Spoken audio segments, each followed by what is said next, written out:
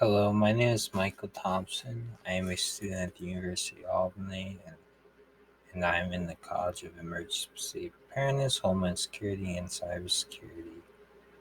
Today, I want to present to you the issue of how individuals reliant on electric-based assistive technology are at greater security risk within our world. Um, with our society growing both in population and on a technological front, we are observing more and more the use of electric based assistive technology for individuals who need assistance within a variety of mediums.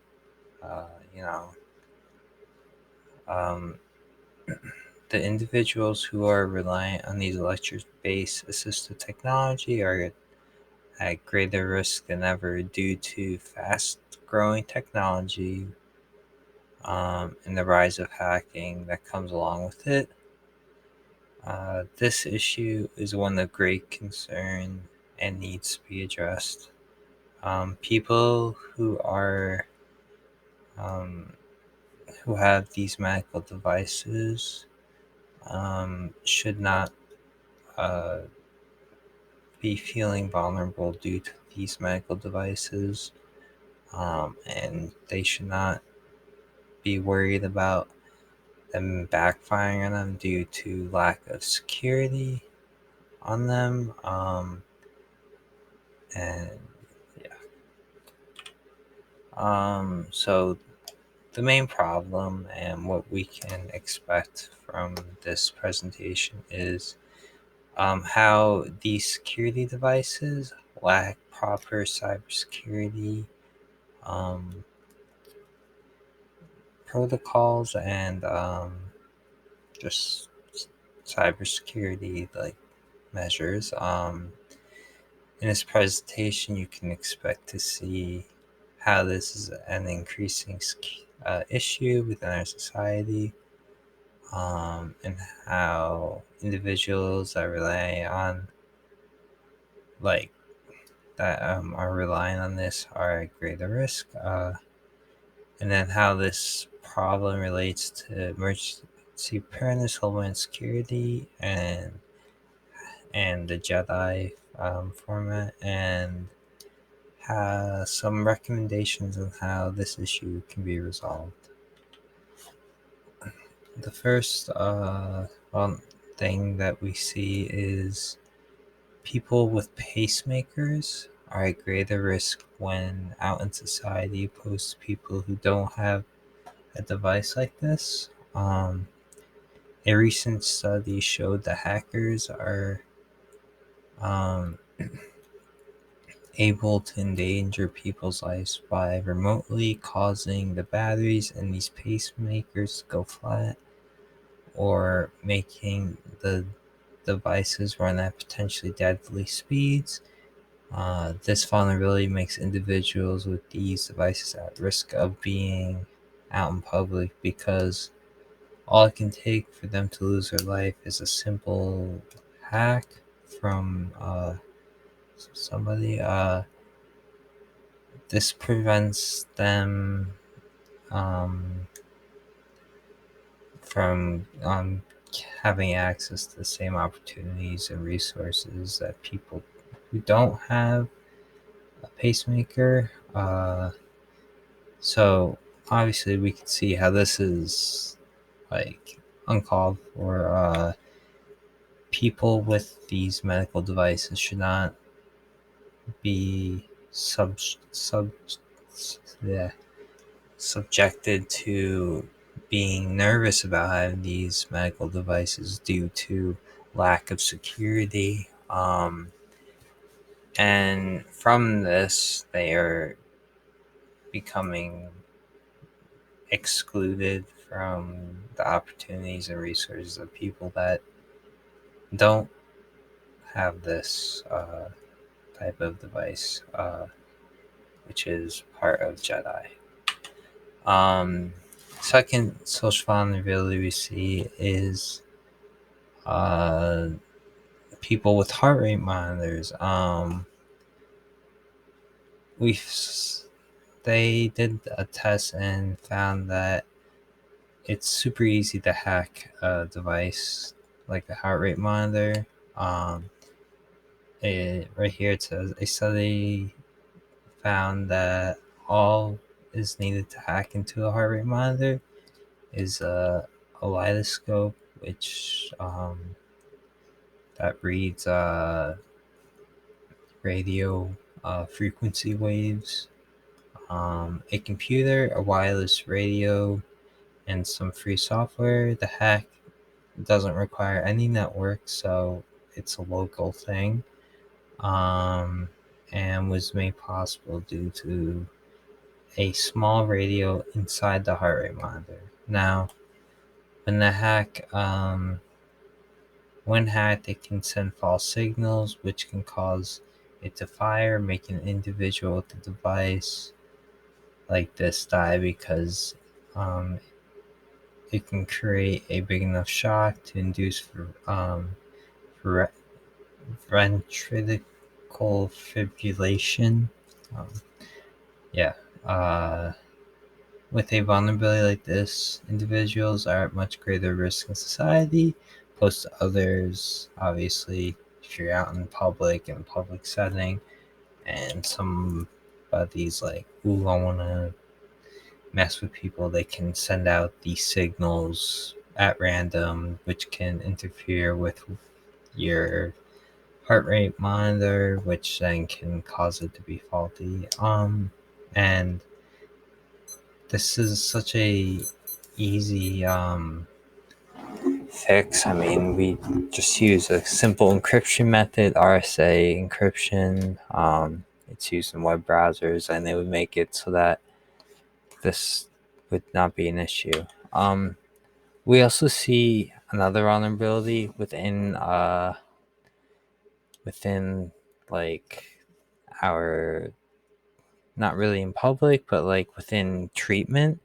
We found that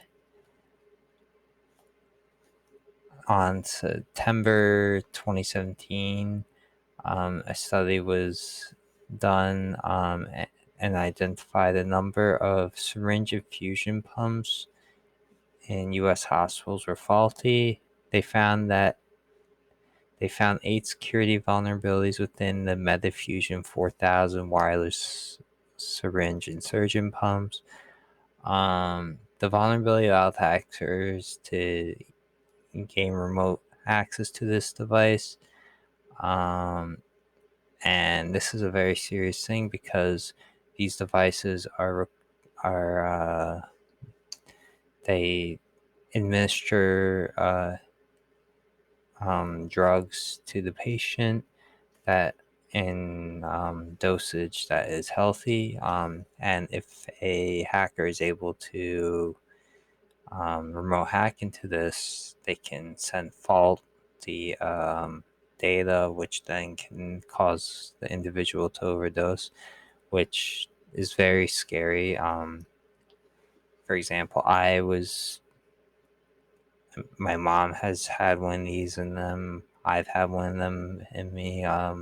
So like the fact that like me just trying to get better in the hospital, I can die from a machine that um, is supposed to be there to save me. Like that's very scary and uncalled for, in my opinion.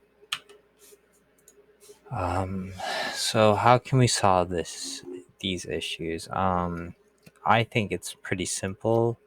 Obviously, more funding into cybersecurity and these these devices and a variety of other devices that weren't mentioned.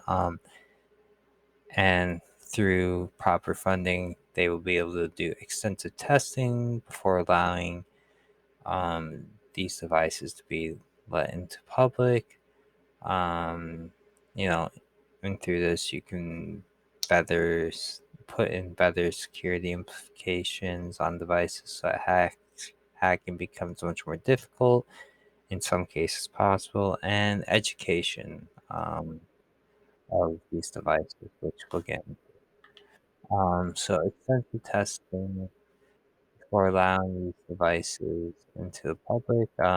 If these devices go through extensive device testing, issues would be found and sorted before being administered to the public.